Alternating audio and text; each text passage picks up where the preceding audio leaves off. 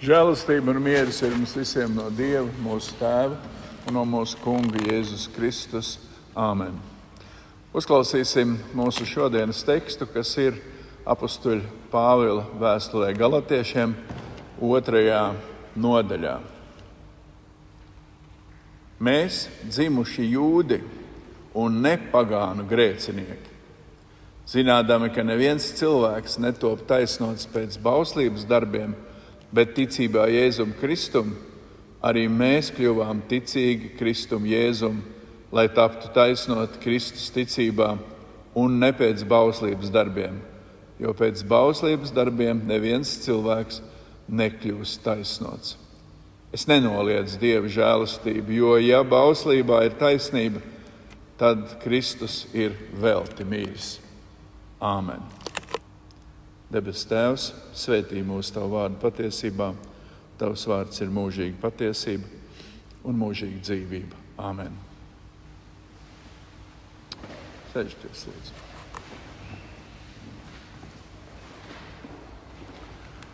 Pāvils saka, mēs esam dzimuši jūdi un ne pagānu grēcinieki. Mums grūti iedomāties seno situāciju, un ko toreiz nozīmēja jēdziens pagāni, jo šodien tādi klasiski pagāni ir reti sastopami. Vecās derības laikos un arī tagad jūdi par pagāniem sauc uz visus sveštautiešus, gojus no ebreju vārda gojīm, kas Septuagintā grieķu vecās derības tulkojumā ir etnoi jeb tautas, nācijas, ko jūdi saprata kā visas tautas, kas nav jūdi un kas nav apgraizīti. Šim jēdzienam, kas atbilst latviešu vārdam pagāni, jūdu lietojumā bija izteikti negatīva nokrāsa. Grieķu tekstā etnon hamartoloi, senebreju ekvivalentā gojim hatā, pagānu grēcinieki. Arī kristieši vēlāk pieņēma šo jēdzienu pagāni, zīmējoties uz nekristītajiem. Mēs par pagāniem drīkstētu saukt tādus, kas apzināti atsakās tikt kristīti un noraida jebkādu kristīgo identitāti. Pāvils cīnījās pret tiem jūdu kristiešiem, kas centās no pagānu tautām nākušos Kristum ticīgos padarīt arī vēl par jūdiem vai bauslības cilvēkiem. Tātad vest evaņģēliju, kā mēs runājam, atcerieties, evaņģēliju plus ticībā. Ko nozīmē dzimis jūds? Tas ir cilvēks, kurš dabiski piedzimis bauslībā, Mūzes likumā, Ābrahama pēctecis, kas ir apgraizīts un kurā viņš dzīvo bauslībā jau no pašas dzimšanas. Salīdzinot ar nejūdiem, kas piedzimuši bez bauslības likuma, jūdi nebija grēcinieki bez likuma un bez bauslības darbiem kā pagāni, kā goji.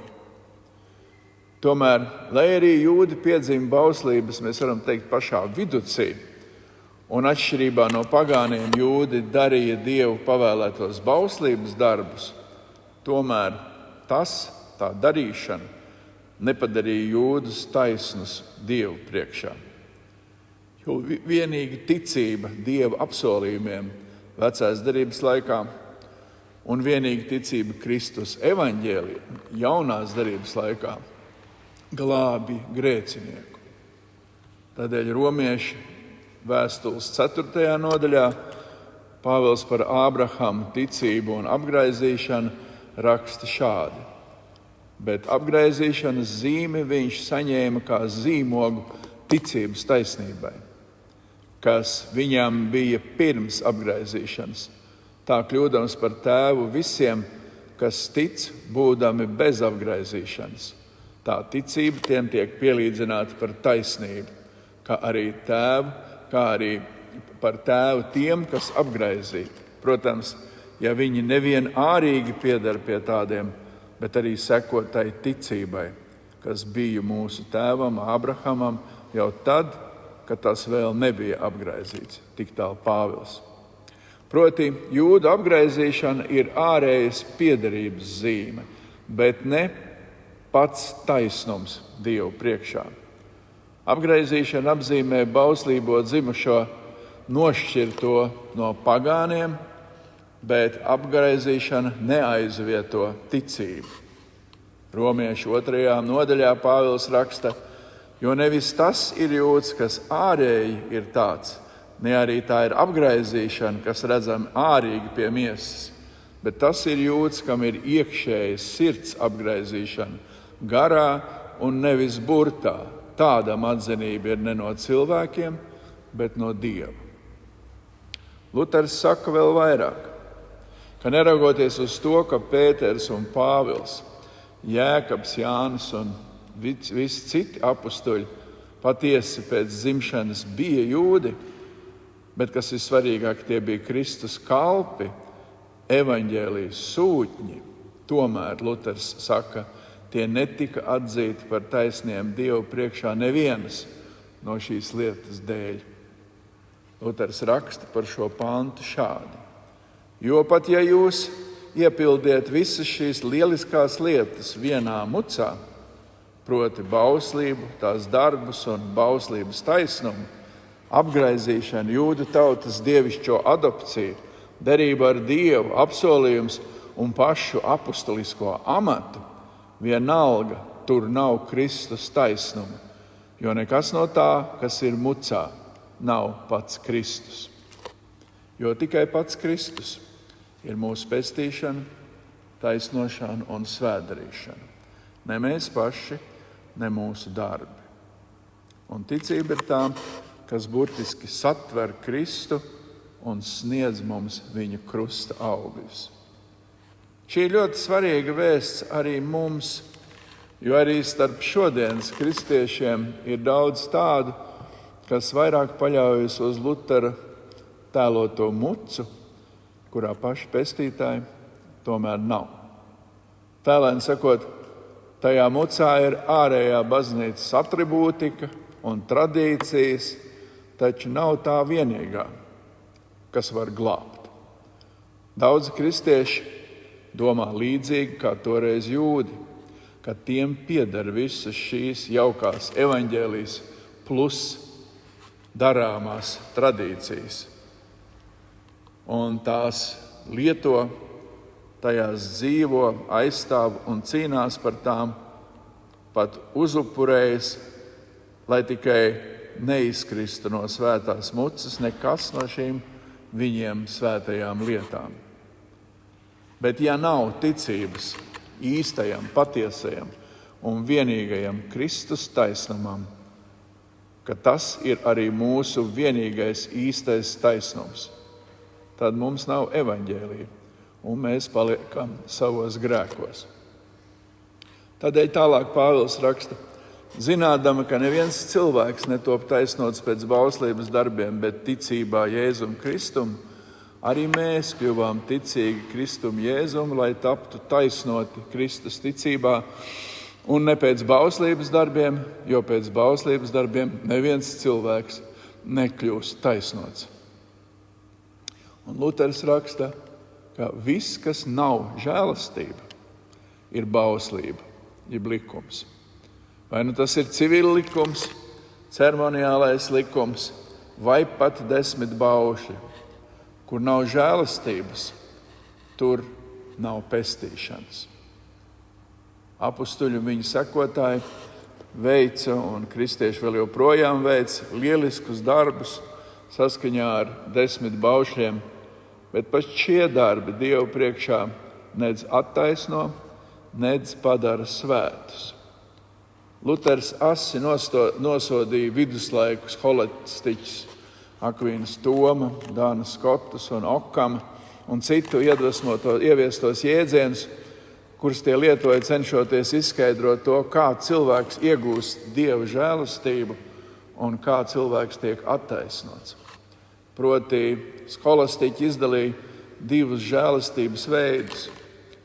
Pirmo, baznīcas tradīciju pildīšanas sekmēt žēlastību.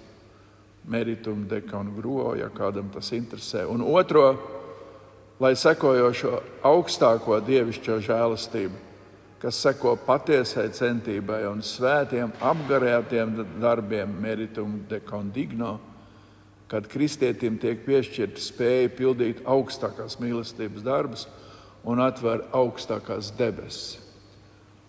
Luters holastiķa domu gājienu skaidroja pēc savas mūka pieredzes, ka vispirms, ievērojot un darot svēto kanonisko klosteru kārtību un pildot rituālus, es vispirms nopelnu žēlastību, Luters raksta.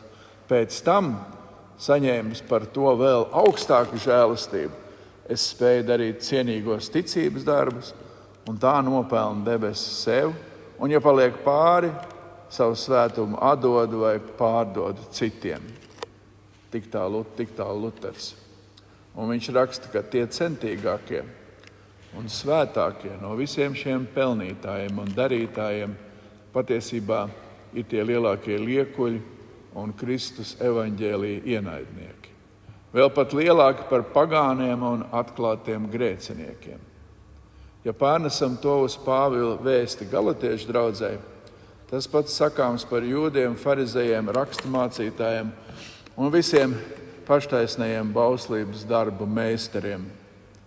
Cilvēkiem tiek domāt, ka tieši viņos ir ielieta īpaša Dieva žēlastība, kas ļauj tiem darīt tādus darbus, kādus darīt citi nespēja. Un ka tas padara tos izredzētus neskaitāmo pagānu un puspagānu vidū. Vai tā reizēm negribas domāt arī mums? Tas ir tik, varam teikt, grēcīgi cilvēciski.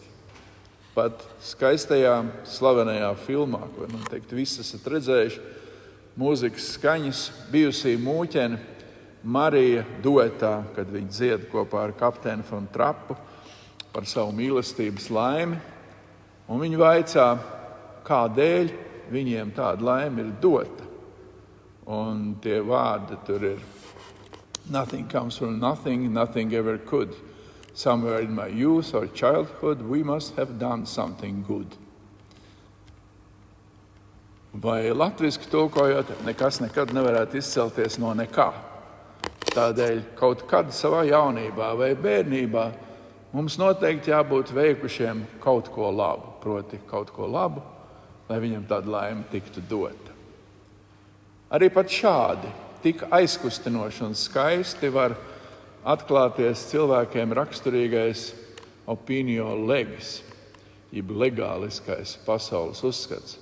Ticības lietās cilvēks spriež līdzīgi. Man ir jābūt kaut kam labam, kādēļ Dievs mani ir izredzējis.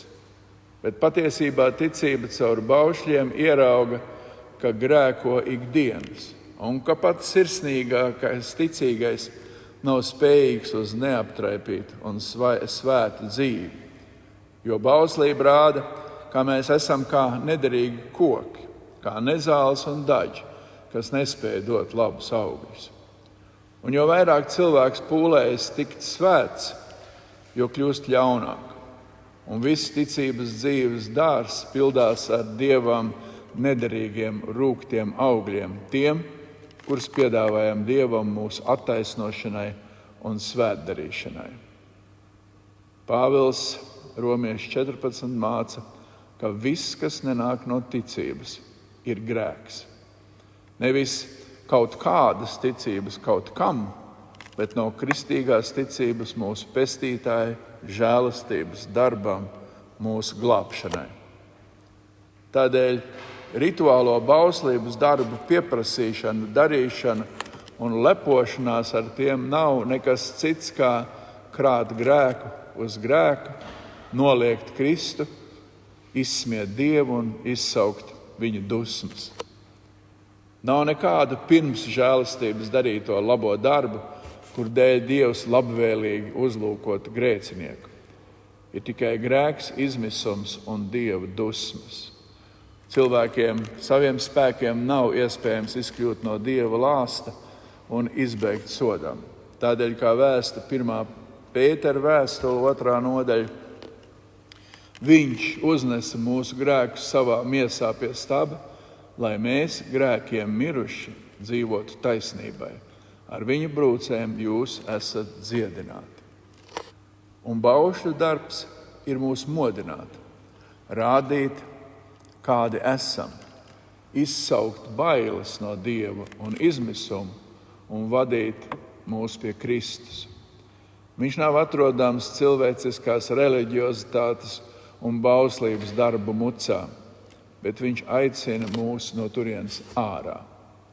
Pāvils raksta, es nenoliedzu Dieva žēlastību, jo ja bauslībā ir taisnība, tad Kristus velti ir miris. Nobeidzot, Pāvils aicināja galatiešus neklausīt jūdiem, kas tos gribēja padarīt par bauslības vergiem.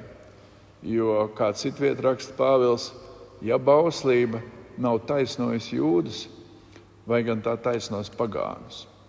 Un apostols aicina turēties tikai pie evaņģēlija un ticības, pie Kristus un pie žēlastības, jo vienīgi viņš ir gan Abrahama, gan Jēkaba, gan Mūzes, Pāvila, galatiešu un arī mūsu Dievs un taisnība. Tāds ir evaņģēlijs, ticiet tam. Āmen.